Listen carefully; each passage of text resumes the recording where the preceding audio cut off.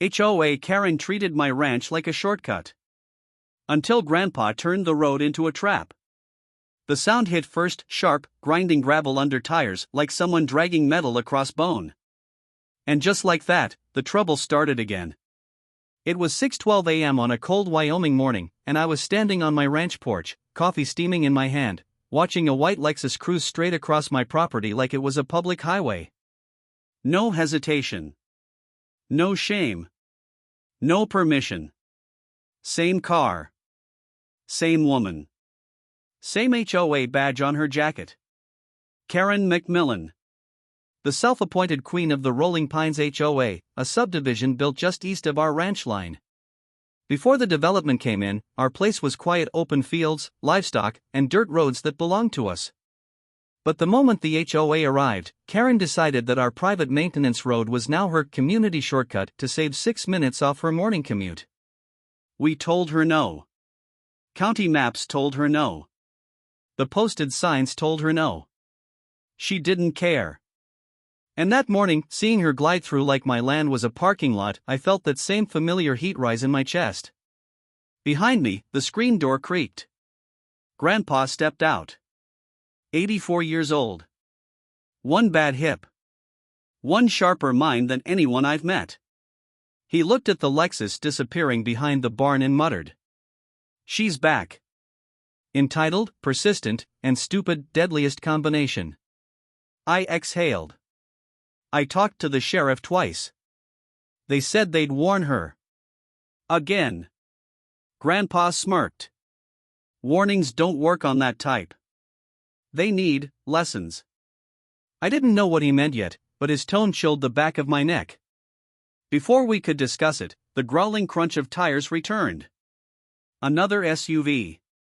Then another. Then a minivan full of HOA parents. One by one, they started rolling across our ranch road like ants following a trail Karen paved. 6 vehicles in 4 minutes. My private ranch had officially become a morning commute. Grandpa watched them, jaw tightening. She's recruiting people now. Making your land part of her kingdom. I clenched my teeth. We need a legal solution. Something official. Grandpa shook his head, amused. You keep using city logic on country problems. Before I could argue, the last minivan slowed. The window rolled down. Karen herself leaned out, sunglasses on, hair pulled tight like she woke up ready for war. You really need to clear that fallen branch by the east fence, she called. It slowed us all down today. Us. The word hit like a slap. Grandpa stepped forward. Ma'am, this here is private ranch land. The shortcut isn't yours, and neither is that branch. Now get off the property. Karen gave a cold, sarcastic smile. You people don't understand community cooperation. The HOA has voted that this road is an access lane now. You can either support the neighborhood, or be classified as obstructive. Grandpa whispered to me, obstructive? She thinks she's the government. Karen revved her engine, splashing mud against Grandpa's boots as she left. I felt my blood boil. Grandpa just stared at the mud, then at the road, and nodded to himself like a man solving a puzzle. That afternoon, things escalated. The HOA caravan passed again during lunch, scaring my horses and spooking the cattle. One SUV actually bumped our dog, Baxter, barely missing serious injury. The driver didn't even slow down. Grandpa snapped then. He walked into the shed, grabbed a measuring tape, a level, and a box of rusted bolts. I followed him. What are you doing? I asked. Teaching boundary. Something your sheriff won't do. He paced the road, measuring distances, tapping the dirt with his boot like he was mapping a construction plan. His eyes lit with a dangerous creativity. I pressed, Grandpa, no traps. We can't get sued. He didn't look up. Boy, I'm not setting a trap. I'm setting a lesson. A safe one. A legal one. One she'll never forget. The sun dipped low, turning the ranch gold. The wind picked up. Grandpa worked silently, marking spots, sketching something in the dirt with a stick. Then, like fate wanted to pour salt on the wound, Karen returned. This time she didn't drive through. She stopped right at our fence line and honked. When I approached, she leaned out again, her voice dripping with superiority. "I'll need this road clear at 7 a.m. sharp tomorrow. A lot of us rely on it. Also, if you could trim that leaning oak tree, that would be great for traffic visibility." Traffic. On my land. Before I could speak, Grandpa answered from behind me. "It'll be clear. Very clear." Karen smiled like she won something. Good. Progress, finally. She drove off, dust swirling behind her. I turned to Grandpa. "What does that mean?" He gave me a slow, measured look, the kind he only used when he was about to do something unforgettable. "It means tomorrow morning, sweetheart Karen is going to learn that every road on Earth belongs to someone, and this one? This one belongs to us." His voice was calm. Too calm. The kind of calm that precedes a storm. The chapter closes with the ranch quiet again, but in the air, something new is brewing. Not violence. Not revenge. A lesson. A trap that isn't a trap. A line drawn in the dirt. And tomorrow morning, someone is going to cross it. The trap Grandpa built wasn't what anyone expected. By dawn, the air on the ranch felt different, charged, tense, waiting. Grandpa had been up since 4 a.m., moving through the fog with a purpose that didn't match his age. When I stepped outside, I found him tightening a canvas tarp over something long and narrow in the middle of the shortcut road. Whatever he built was hidden perfectly beneath it. "Morning," he said, not looking up. "Grandpa, what is that?" He smirked. A truth revealer. Before I could ask again, he walked toward the fence and planted a bright orange construction sign that read, "Road closed, private property. Trespassers will be recorded." I blinked. Recorded? Grandpa didn't set a physical trap. He set a legal one. And that's when I saw the cameras. 3 solar-powered wildlife cams mounted high on trees, angled cleanly at the road. And a 4th closer to the ground. All blinking red. He noticed my stare. You can't argue with footage. County inspectors coming at 10 a.m. If she and her friends keep using this road, the evidence will speak louder than us. And the tarp? I asked. Grandpa's grin widened. Patience, son. At 6:59 a.m., the first headlights appeared right on schedule. Karen's Lexus. She barreled around the bend, already annoyed by the sign. She slowed, read it, then scoffed dramatically and rolled straight onto the road anyway. Grandpa whispered. Strike one. The tarp-covered object created a narrow funnel on the path, forcing her to slow down. She parked, stepped out, and tapped the tarp with her foot. What is this illegal obstruction supposed to be? She yelled. I stepped forward. Private road. We're recording everything for the county. Karen rolled her eyes. You ranch people think you can make up rules. This shortcut is vital to our HOA traffic flow. Grandpa answered calmly. Traffic flow? This ain't the I-80. She stomped back into her car just as more HOA vehicles lined up behind her, 6 today, maybe more coming. The backup created a tense caravan. People honked. A few rolled down windows, shouting complaints. You can't close a community route. My kids are late to school. This is irresponsible land management. Grandpa whispered to me, they sound like seagulls fighting over a French fry. Karen marched to the front like a general, trying to rally her troops. This is harassment. Call the HOA Emergency Committee meeting. Emergency Committee. Over a road they didn't own. At 7:14 a.m., something happened that changed everything. One of the HOA dads, a bulky guy in a neon gym shirt, revved his truck and pulled out of the line. Then he tried to go around the tarp. Which meant driving through the ditch. The ditch he didn't realize was 3 feet deep after last week's rain. His front tire plunged in, the truck tilted sharply, and the entire vehicle sank nose-first into mud. The man screamed as the back wheels kicked up a storm of dirt. Karen gasped. Everyone froze. Grandpa muttered, "Strike two." Naturally, Karen spun on us. "This is your fault. You created a hazard." Grandpa didn't move. "You created it. You drove off a posted private road. Cameras will show that." Karen's face tightened.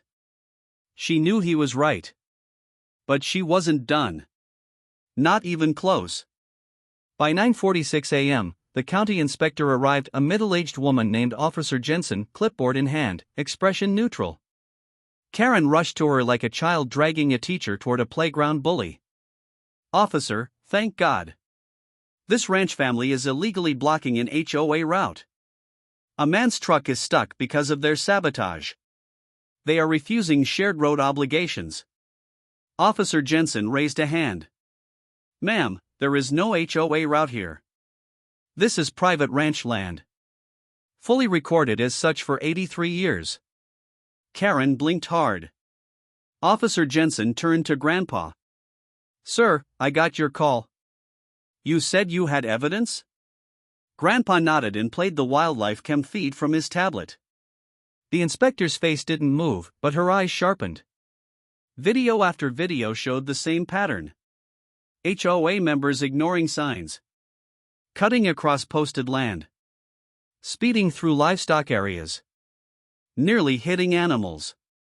Karen leading every single caravan. When the inspector finished watching, she exhaled heavily. "This is a major violation. Trespassing, reckless endangerment, unauthorized road creation, property damage." She turned to Karen. "Your HOA is in serious trouble." Karen's face drained of color. One HOA dad murmured, "Wait, we could get fined?" The inspector nodded. "Individually. And the HOA as an entity." The group erupted. Karen said it was allowed. She told us this was an access lane. We trusted her. Karen stuttered, I was told, I assumed, I only." Grandpa whispered to me, "Strike three." But the tension wasn't done rising. As Officer Jensen prepared to shut down the entire shortcut operation and cite multiple homeowners, Karen snapped. She marched to the tarp, yanked it off dramatically. And froze. Everyone froze. Underneath wasn't a trap. It was a freshly built split rail fence, uninstalled but ready. A pile of new posts, rails, and cement bags. Grandpa hadn't been hiding danger. He'd been hiding proof that he was preparing to lawfully block the road. Officer Jensen looked impressed. "You handled this the right way, Mr. Walker." Karen looked like she'd swallowed a cactus. The inspector spoke loudly so everyone heard. "As of this moment, this road is closed. Anyone who drives through here again will be fined and potentially charged." One HOA mom burst into tears.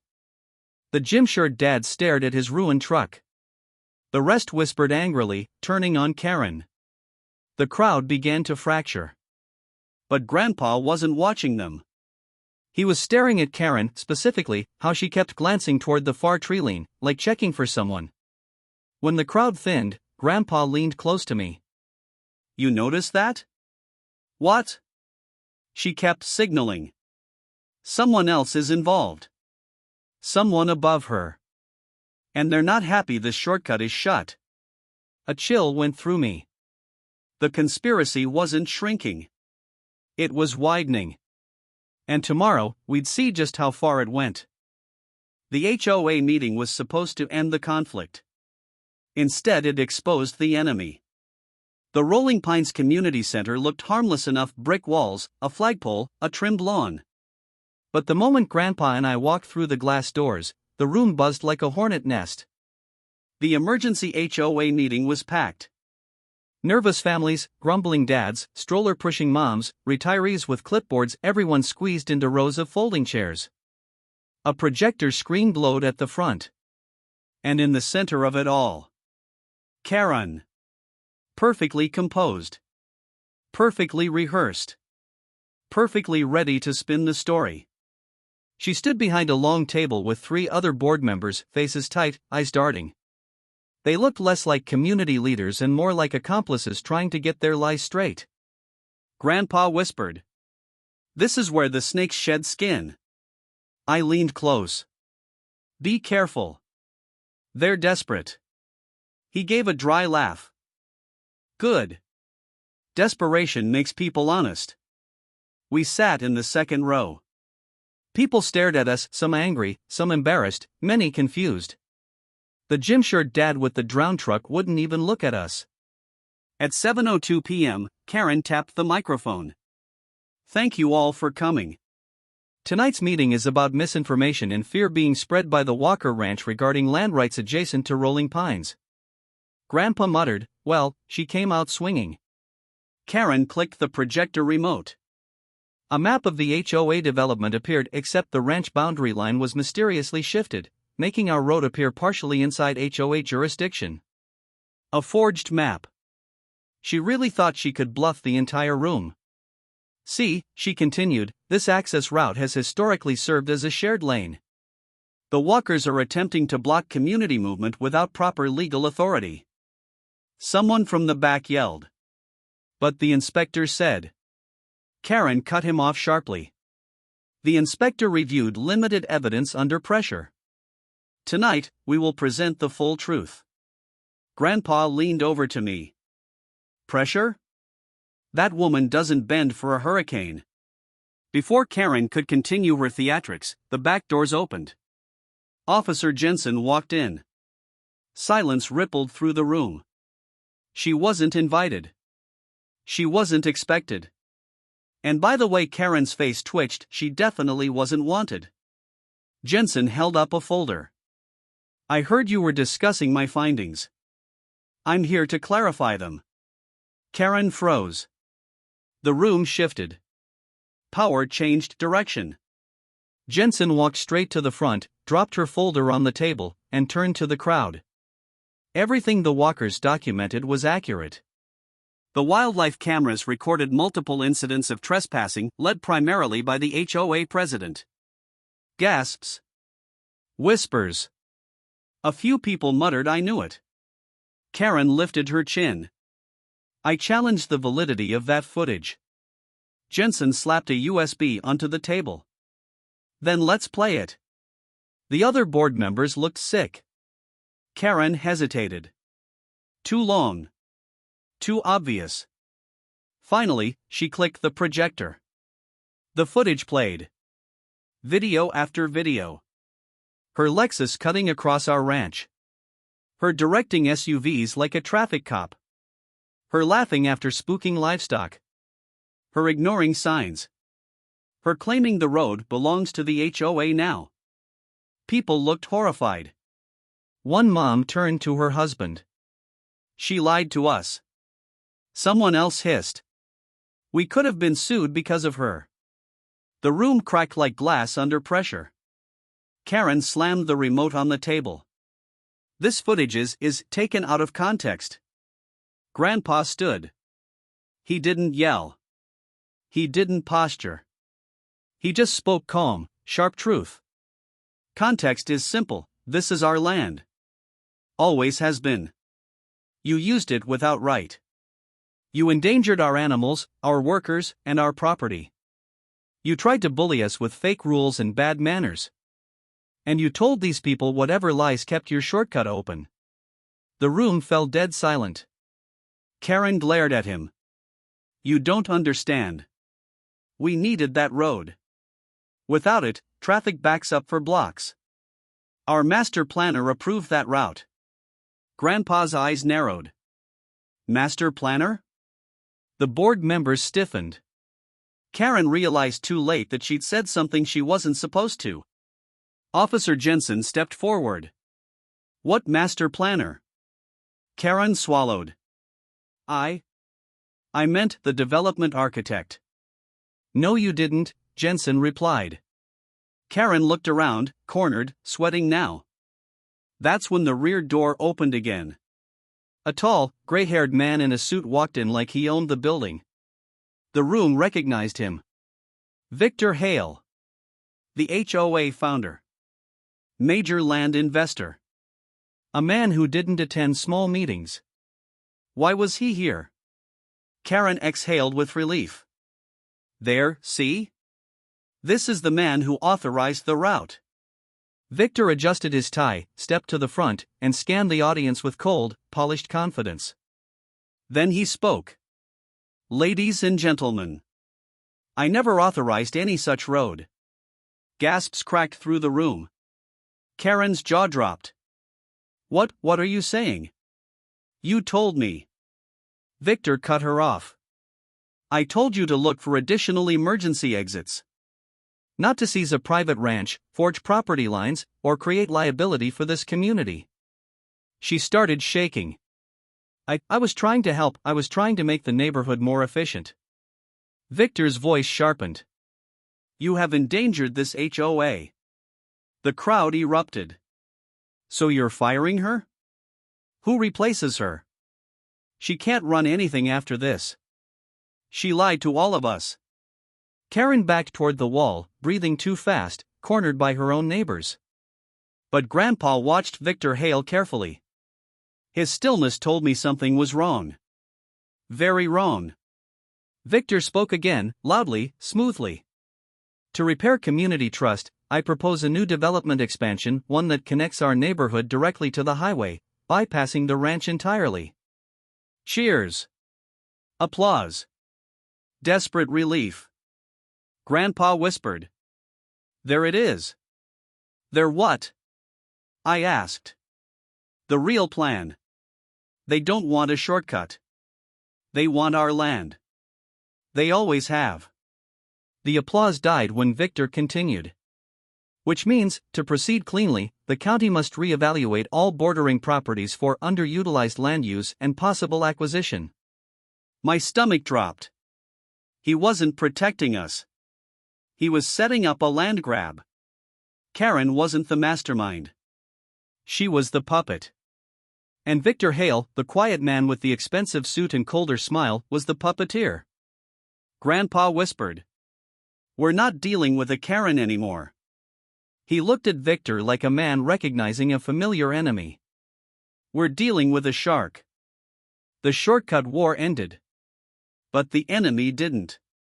The next morning, the ranch felt strangely calm. Almost too calm. A thin layer of frost blanketed the fields, and the only sound was the slow creak of the windmill spinning in the breeze. After the HOA meeting explosion, I thought today would bring quiet. But Grandpa wasn't fooled. He sat at the kitchen table, sipping his bitter coffee, eyes narrowed like he'd spent the whole night thinking instead of sleeping. He's coming, he said. I didn't ask who. Victor Hale. The man with the clean suit, the clean lies, and the clean way of twisting the law like it was soft wire. Karen was loud, reckless, entitled. Victor? He played the long game. And long game people were dangerous. At 8:17 a.m., 2 county land survey trucks rolled down the highway and pulled over near our fence line. That was the first sign. The second sign came 5 minutes later, Victor's black Escalade gliding behind them like a king checking on his conquest. Grandpa muttered. Told you. We walked down toward the fence, boots crunching in the frost. Victor stepped out of his SUV with a smile that didn't reach his eyes. Good morning, gentlemen, he said, straightening his coat. I'm simply here to ensure everything proceeds smoothly. Grandpa crossed his arms. Proceed, with what, exactly? Victor nodded toward the surveyors pulling equipment out of their truck. County evaluation. Standard protocol before any expansion project. It's not standard, I said. It's targeted. Victor chuckled softly. You give me too much credit. The county chooses where to evaluate. Grandpa stepped closer, voice flat. No. You choose. You pull strings. You whisper in ears. And people listen, because you throw money like seed and hope something grows. Victor didn't deny it. He just smiled wider. We want to build a new direct connector to the highway, he explained. A clean, paved road. No more community reliance on your ranch. This is a win for everyone. Everyone but us, I snapped. Victor lifted his hands in mock innocence. Well, if the county determines that portions of your land qualify as underutilized, then yes, the state may purchase them for public benefit. Grandpa's eyes hardened. Or seize them. Victor didn't answer. Which was answer enough. The surveyors walked the property line, placing orange flags in the soil. Every new flag felt like a needle threading its way into our land. Victor watched calmly, hands in his pockets. Karen could never have done this. She was a nuisance. Victor was a threat. At 9:03 a.m., Officer Jensen's county truck pulled up. She looked irritated, tired, and ready for a fight. Who authorized this survey? She demanded. Victor answered smoothly. County supervisor approval. She glared at him. You move fast. He nodded. I have deadlines. Jensen pulled me aside. This is bad. He's pushing for eminent domain. If he convinces enough county officials your east side is underdeveloped, you could lose acres. I swallowed. What do we do? Gather evidence. Build your case. Show this land is used, protected, and necessary. The county listens to proof. And just like that, Chapter 4 changed direction. It became a race. Not of cars on a shortcut, but of power, influence, and proof. Grandpa tapped my shoulder. Come on. We're not losing this place. We spent the day documenting everything. Livestock grazing patterns. Irrigation lines. Soil health reports. Historical property records. Wildlife migration paths. Old survey maps showing the real boundaries. Grandpa even dug out a battered wooden box filled with documents dating back to 1939, yellowed papers, hand-sketched maps, and the original deed. Your great-great-grandfather rode through a snowstorm to get this deed stamped, Grandpa said. I'll die before some suit takes it. His voice cracked only slightly. By dusk, we'd assembled a stack of evidence so thick it could stop a bullet. Officer Jensen reviewed everything and nodded slowly. This will hold. For now. For now? I asked. She sighed. Victor Hale doesn't lose easily. He'll try again. And she was right. Because that night, as the sun dipped behind the hills and the sky went indigo blue, we heard something strange. A distant rumble. Deep. Rolling. Sharp. We walked outside, flashlights cutting through the dark. Down by the old east pasture, headlights. At least a dozen. Survey trucks. Construction scouts. Vehicles we didn't recognize. Grandpa's voice went low. Why are they here at night? One truck backed up, shining its beams straight toward the tree line. Men walked out with clipboards, lasers, and a drone. This isn't a survey, I whispered. This is planning. Grandpa growled. He wants to break ground before the county paperwork settles. If he gets a road footprint established, even illegally, he can manipulate the narrative. The headlights flickered as the drone lifted off, zipping across our pasture like an angry hornet. Victor's voice echoed from below. Calm. Cold. This land is going to be part of Rolling Pines. With or without their cooperation. Grandpa squeezed the flashlight until the casing creaked. We're calling the sheriff, I said. No, Grandpa replied. We're calling everyone. He dialed every rancher neighbor. Every local advocate.